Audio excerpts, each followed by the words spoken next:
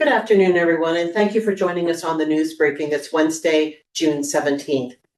This edition of our news briefing, we're going to focus on one department in our county family, the Department of Housing and Community Development.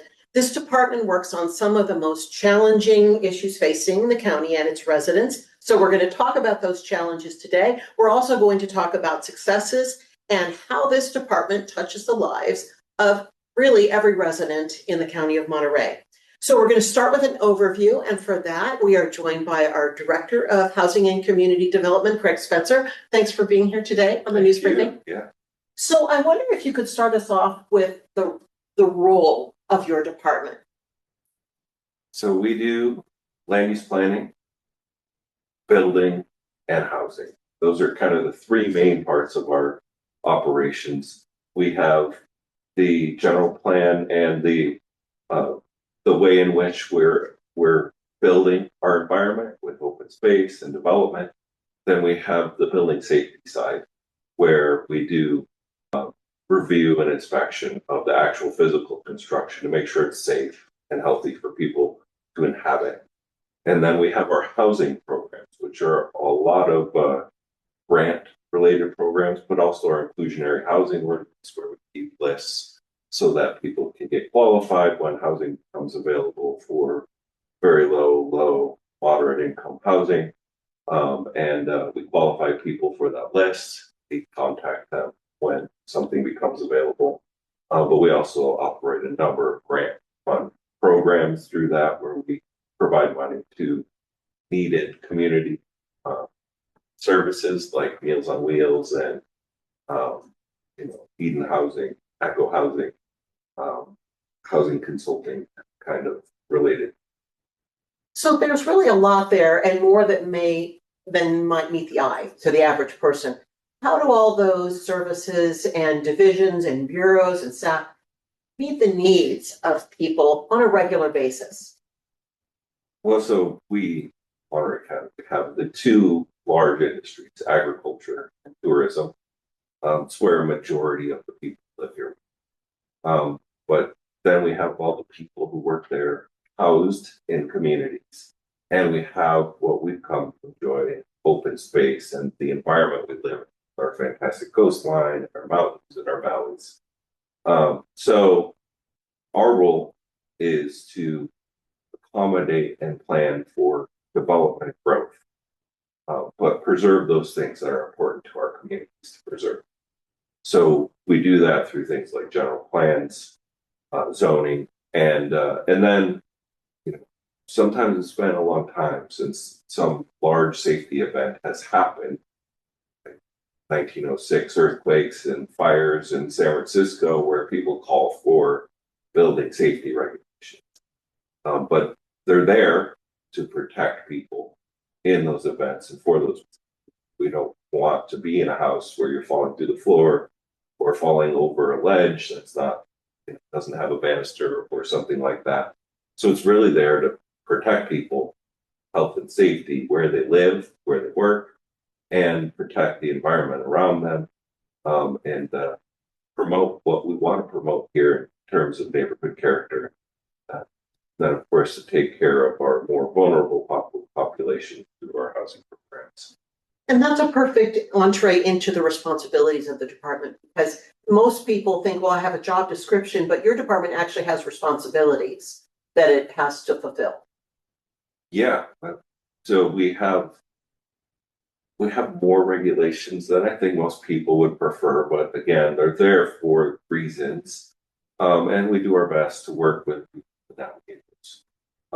Those, our obligations are to create and update them and reflect the times we're in, so that we are building safer buildings, planning better around transit, with climate change and housing mobility issues. So we're constantly working towards that, and part of it is the process of it happens one time. And would you say, or how would you describe the core services of your department? Well, I mean, I think it's those things I just mentioned. Right. But it's really the people within our department who are working really hard every day to help someone navigate our rules and a complex process, admittedly, to get the permits should they come looking for them. And then, the neighbor or the neighborhood, or the person interested in something, in preserving something or improving something, they're all part of who we serve. And so we're answering questions, we're working through issues, and the process then makes for a better outcome with all the we go through. You mentioned regulations. I'm wondering if you could just briefly go over what are some of the state and federal regulations that you are, duty bound to follow? Well, California is unique, but and nationally there's planning permits. It is a land use profession. There are building codes and building departments in every state, in every community, pretty much. Houston doesn't have zoning, but in California, the state law really starts with the general plan requirements. Every city and county in the case of San Francisco, has to adopt a general plan. The general plan is the blueprint for development within the county. It establishes land uses, circulation patterns, public services, all these policies that guide development and apply the most current policies in terms of growth principles that we have. From those general plans, we have zoning regulations that really get into more details. We also overlap quite a bit with lots of other jurisdictions, state agencies. We have a large coastal zone. There is a coastal commission. We have a certified local coastal program where we do the permitting locally in the coastal areas. And we coordinate with the coastal commission. They retain the ability to appeal our local decisions at that level. We have Caltrans and Public Works for roads. We have health and environmental health and water resources agencies and groundwater sustainability agencies for sewer and septic and water and wells and all kinds of things that interact with development planning. You mentioned general plan, and that's a big one. Yeah. What are some of the other biggest challenges of your department? Well, so it's just the day-to-day troubleshooting, I guess, is one of the hardest things. But we've got a lot of state laws that are progressively asking for more things to be included. The housing element of general. It needs to be updated every so many years, and it needs a long list of things and policies and programs that need to be implemented. And so there's kind of a struggle to keep up with the state legislature and all of the housing in particular related changes that are happening, while also keeping up with our customers and our permit processing, and not going insane doing it. You mentioned a little bit about interacting and the department having an impact on people's daily lives.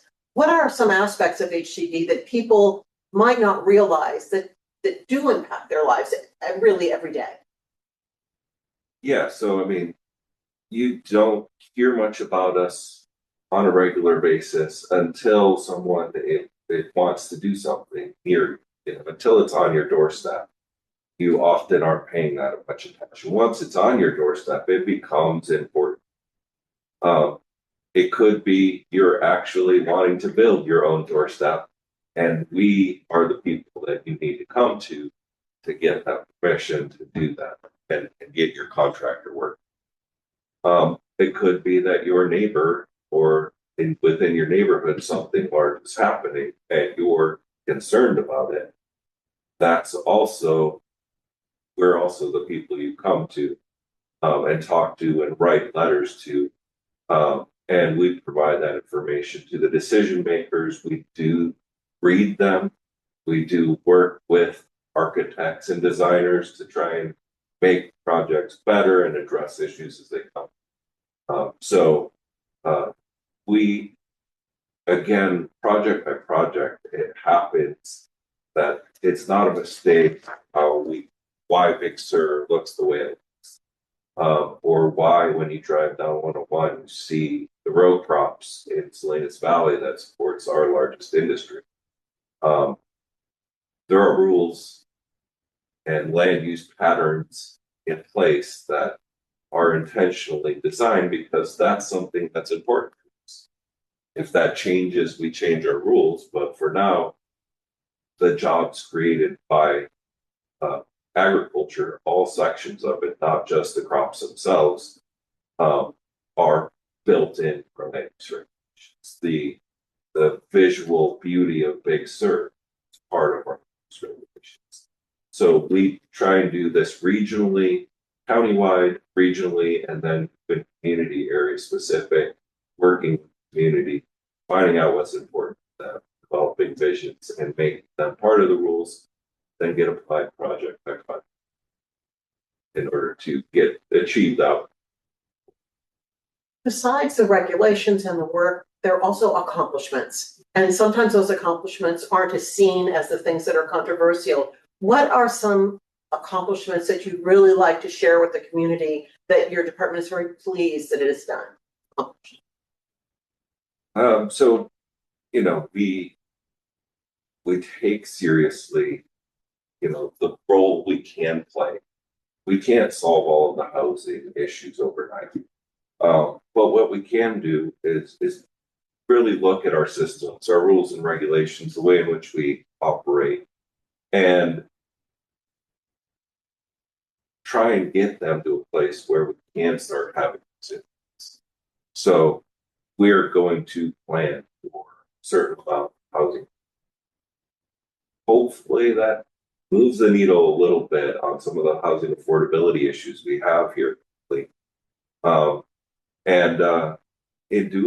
It sounds easy when I say it, but there are again a lot of things that go into how does that happen, how does that work, and we have a fantastic team, really knowledgeable people who care a lot about what, where, how, when kind of things, and how do we get there, and how do we support support. But there are some recent accomplishments that are real, that a lot of hard work went into. I'm wondering if you could talk a little bit about the water allocation topic, and then short-term rentals, getting that onto the books and at least moving forward, and some other really interesting projects and accomplishments. Yeah, so just within the last 2 weeks, we actually did have a water policy passed, and that's one of those things. Water has been a constraint to building housing, really any development on Monterey Peninsula, and in some areas of the Salinas Valley, especially the urban areas, for many years. So how do you address that? Well, planning, we're not the water experts necessarily, but we're all integrated in some way. So we did get an allocation of water from Water Management District, which is a special district, it's not part of the county. That was made available through Pure Water Expansion Project. That allows basically the county to release that water to the end users so that they can build the house on the vacant lot that they haven't been able to build for years, or the apartment building or whatever it might be. So we went and said, okay, who's releasing the water to who and why and under what circumstances, and we did our best to get that policy together. We're always going to be looking at things and tweaking them as we go, but we're at a point now where we can provide the water for free to people, provided they meet the criteria in this policy. Policy, I hope, is somewhat straightforward and simple, but it's really usually if a planning permit's needed, they get the credit approved. If a building permit's needed, sign it off and policy gives that authority. That helps remove one of the constraints to housing, which helps with that needle a little bit. And then on vacation rentals for a long time, they were subject to rules in place that were fairly old. But the popularity of vacation rentals and homeowners offering their homes to vacation rentals really grew quickly last decade, and our policies didn't keep pace with it. So we spent a lot of time. Talked to Melanie later. She was involved in all of this for a very long time, put a lot of effort into listening to the community and trying to figure out, okay, we're going to have these things in our neighborhoods. How can we minimize their impact on those neighborhoods and the people that live within them, while still providing the opportunity for people to come and stay and visit our beautiful area, support our tourism industry, which is our second biggest industry. So those got in place. We continue to look at those and tweak those, and but we're approving vacation rentals now through those regulations. We do these rules and updates to address the issues of the day, and we have built the capacity within the past few years to do more of that, and we are starting to see the benefits of that. And you mentioned Melanie. This is a great time to pivot to talk to Melanie Beretti. Melanie Beretti is the Chief of Planning for Housing and Community Development and the County of Monterey, and she's joining us here also in the studio. Melanie, I'm wondering if you can tell us what some of the core services are of planning. Sure, thanks. Happy to be here. I think just a refresher on a few terms that that Director Spencer tossed out there for folks of what is planning and zoning. Planning and zoning really provides that framework for what land uses or development is allowed, where, and how. What do you need to do in order to do that safely and responsibly? So really our planning services division, we have two core functions. One of our core functions is actually working to create and maintain the development policies, plans, and regulations that govern what you can do in unincorporated Monterey County. Our current planning side is really tasked with reviewing and processing permit applications and proposals to do those things that our rules and regulations say you can do appropriately. And we talked a little bit about the general plan here with Craig, but I'm wondering if you could talk a little bit about it too, because it's so vital for the department and yet so challenging. Yeah, I think the thing that is important for people to remember is that for any jurisdiction, so here with Monterey County, the general plan is really considered the constitution for land use and all future development. So any development that happens within the county has to happen according and consistently with that plan. So it really carries a lot of weight and a lot of importance as that overarching kind of visionary framework to guide that orderly, sustainable development in balancing that with our natural resource, our community, and economic development needs. So there are many required elements to that general plan. One was mentioned, the housing element. It really governs land use, open space, conservation. Here in Monterey County, we also have 3 optional elements. So there's really a fair amount of topics that are covered and governed by that plan. And given just how large and really diverse our county is, with our people, with our natural resources, its beauty, with our industries, it's understandably really important and really challenging to make sure that that general plan reflects and balances the needs of all of our community. Also touch on some of the other important tasks that your department does. Besides the federal plan, kind of everybody jumps in on that, but there are other important roles. Yeah, I think a few that I'd love to highlight. One that's really important is in our planning division, though not a part of our planning services division, our permit center is really an extension of our planning team. And we work really closely with that permit center. And that's really the customer, the public facing side of our operations, entering with the call center, coming into our offices, submitting permit applications, asking initial questions. And in fact, about 80% of planning permits are actually processed over the counter at the permit center. So that's really important for us to support both directly and indirectly through training and as planner of the day. We have many other responsibilities. I think a few key ones are we're also responsible for environmental review for all projects that have discretion where there is a decision that can be made. It's not just a checklist that you need to meet. So where we have that discretion, we need to do environmental analysis and review for all projects, including we also serve to review other agencies, other departments, their environmental documents to ensure that they're consistent in quality to be protective of our county resources.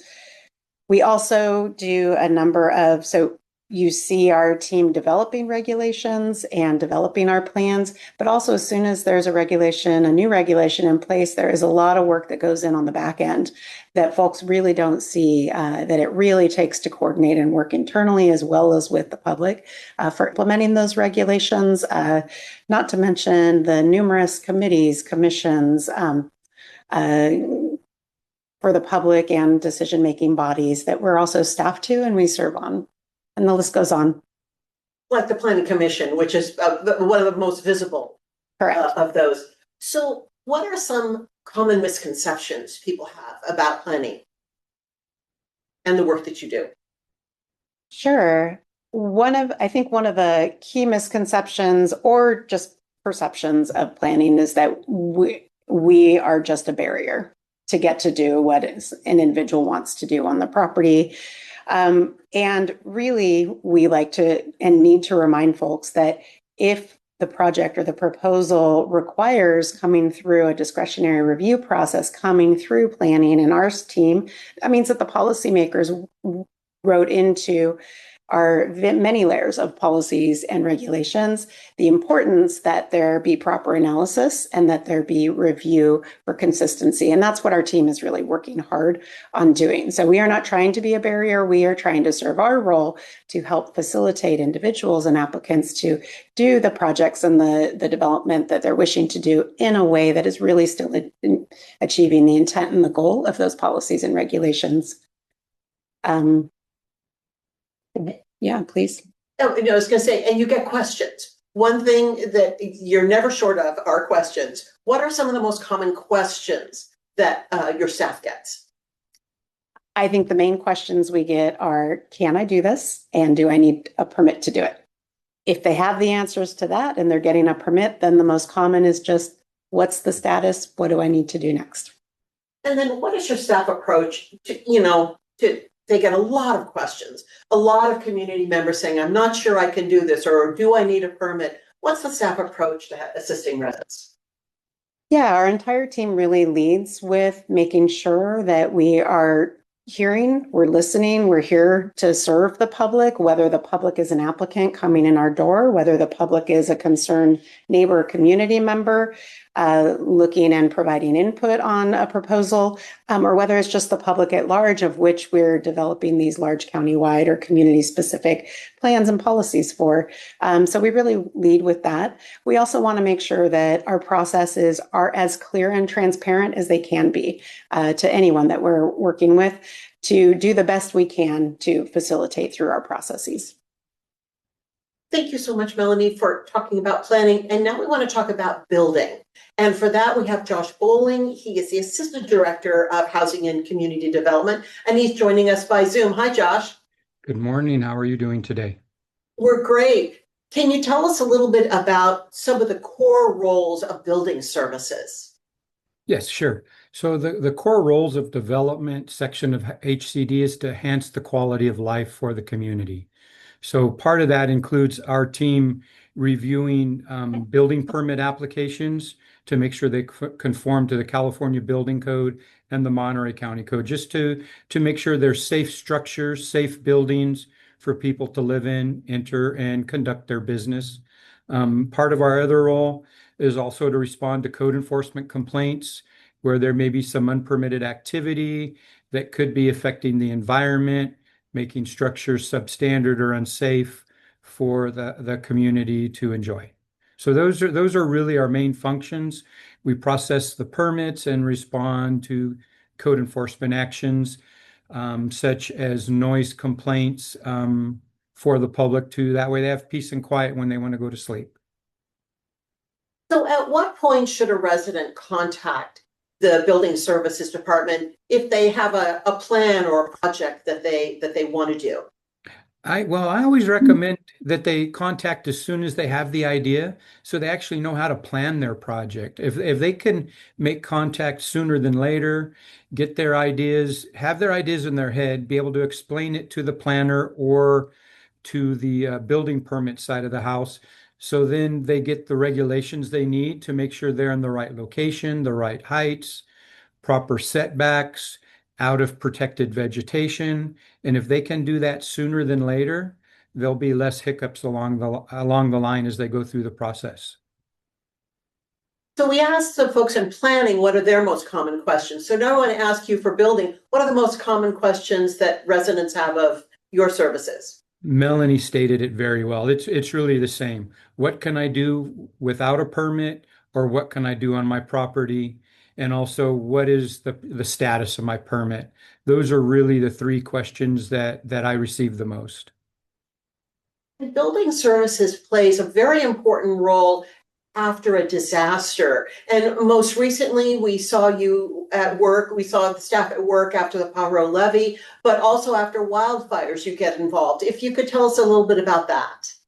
So part of our role is to go in and evaluate the parcels, the community, the structures themselves to make sure the area is safe to re-enter.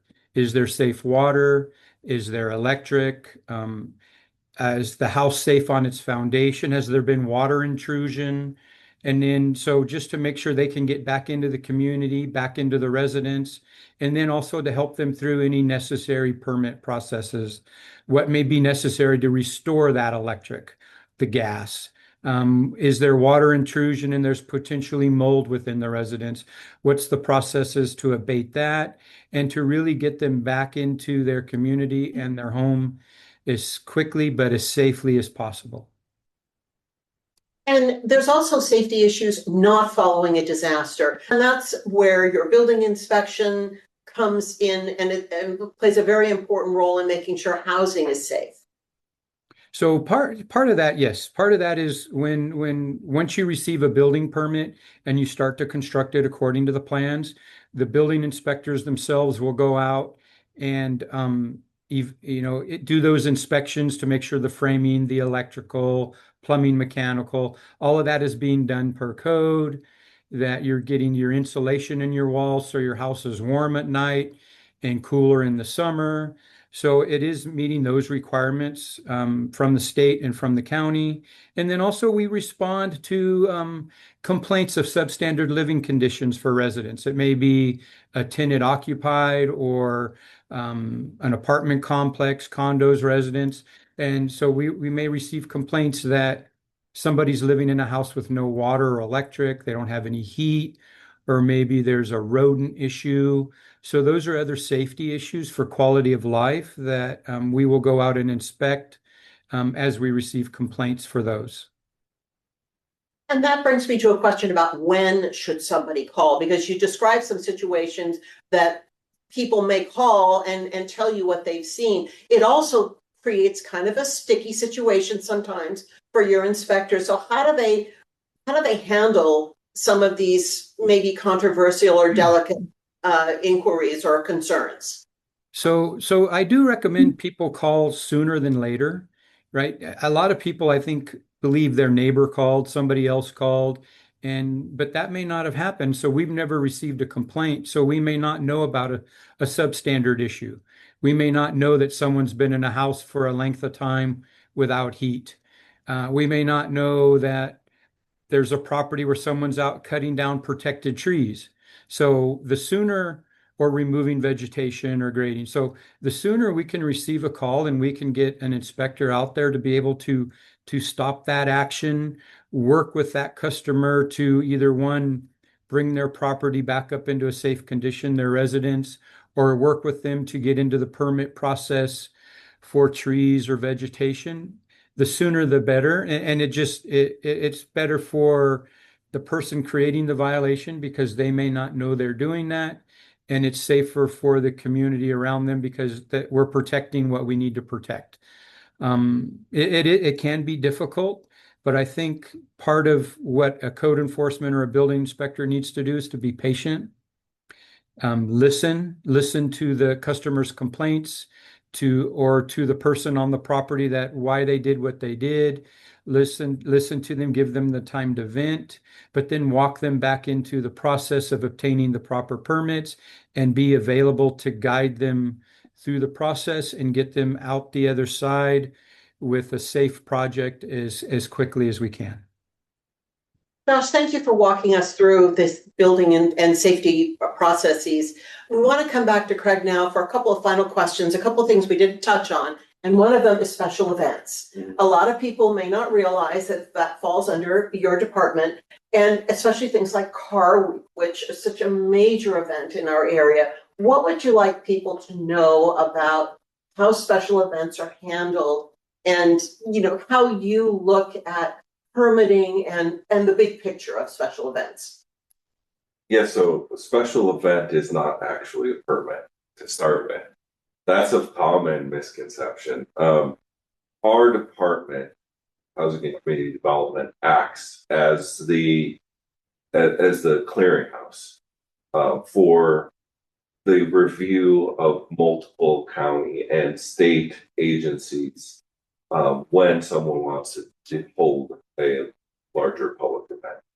These are not your backyard weddings. But if you're offering your backyard to others to come have weddings, that's a whole different thing.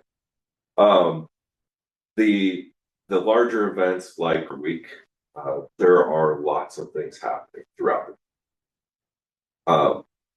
A large car manufacturer company will want to have a big event at a hotel or wherever they are.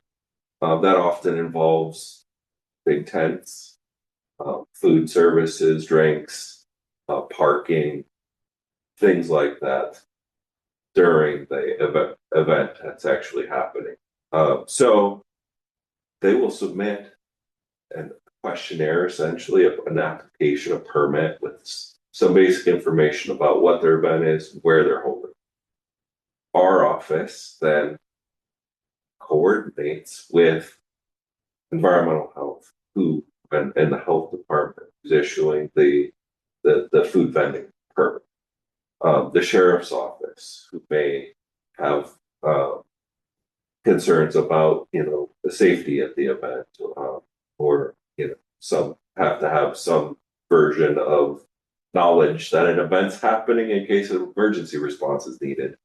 That includes the California Highway Patrol and the sheriff's office, and sometimes even local police departments. We're coordinating with Public Works and our own encroachment team if you need to have flaggers or road closures in place for any period of time, for anything that happens in the roadways. And there's more to it, but basically each entity does some level of permitting. We sign off on ABC licenses for alcohol services with the sheriff's office. We do the encroachment permits for work in the road. We're making sure they have parking and safety taken care of. The food is going to be safe, working with our partner agencies. And if they need a tent, we're doing the building permit for the tent to make sure it's safe. And so there's lots of logistics involved. But then we map them all, especially for things like Car Week. We have a GIS mapping system that says, here's where the events are happening that we know of, that we permitted, in case you're local and you want to avoid all of that traffic and noise and events while it's happening, you can actually go and check some of the layers in our maps. We've even had, actual highway road cameras so you can see if there's traffic on Highway 68 or something like that. So we've honed in, our ability to communicate what's happening with the public on that. We're not actually permitting the event. There's no piece of paper at the end that says, here's your event permit. But there's probably multiple permits that they need to do the individual things within that event. And the Car Week map is pretty robust. It has really grown over the years, and it's become a real great tool, not only for residents who say, I'm not taking that road on my commute today, but also for visitors who are wondering, how am I going to get from, where I am at my hotel or my short-term rental to Carmel or wherever the event is that I want. So when that becomes live, we hope people will check into it. What other land use issues do you think are going to be your department will be dealing with in the near future? What's kind of on your plate? What challenges? I think it goes in cycles. I mean, the biggest challenge has always been Monterey County has our, sort of rural agricultural and tourism and open space, and we value that. There's less than 500,000 people in our whole county, including the cities. Salinas is the biggest city. That's not what other counties look like up and down the state of California, unless you get up into the Sierras, but they don't have the coastline. There's pressure to, housing pressures, economic pressures, visitorship pressures. Those will always be there. How do we preserve what we want to be? And I've heard multiple times in my career, how do we not become Silicon Valley or LA with urban sprawl, and protect those things we want? At the same time, we have to realize that we need to grow, and we need to diversify our, economic systems for the health and benefit of everyone who lives here or may live here in the future. We need safe places for them to live. We need places for them to work. So how do you balance those two pressures? How do you protect and not grow, but grow at the same time? I think that'll always be there. It'll be housing right now. It'll be jobs 10 years from now. Who knows? But it comes in waves and cycles, but that tension is always going to be there unless something major changes between now and the future. But I probably won't be in the position I'm in to see that happen. Well, we'll see. Yeah. So last question, and you talked about living here. Talk a little bit about the staff, because the staff lives in the very community of which they're working on these important issues. The density and housing and short-term rentals and all those same issues, they live in the same neighborhoods and they're going to be affected by the very work that they do. Yeah. Talk a little bit about the staff investment and how they feel about their work. They care deeply. So, I mean, I have raised kids that have gone to local schools here in Monterey County. They're actually at CSUMB right now. Well, not right now, it's the summer. But I know Melanie has raised kids here locally. Josh has as well. They've all gone to schools in Monterey County. We've lived here. We care about this area. And we care about doing a good job and representing the public in the best ways possible. And so does our staff. We have a really fantastic staff of people who show up every day because they care. They're public servants because they work in government. They want to help people, and they want to ensure that they're doing the best they can to protect those things that are important to our communities, because they have lived here, they work here, they have kids here maybe, for grandkids in some cases. So yeah, we don't, we don't have people working remotely from other areas of the state or country. These are people who live here and they show up at a desk and they see you at the grocery store. Thank you, Craig. You're welcome. And thank you for being here and really going into in-depth about the department. Thank you, Melanie. Thank you, Josh. And thanks everyone for joining us on the news briefing this week. Our next briefing is next week. We'll see you then. Thank you.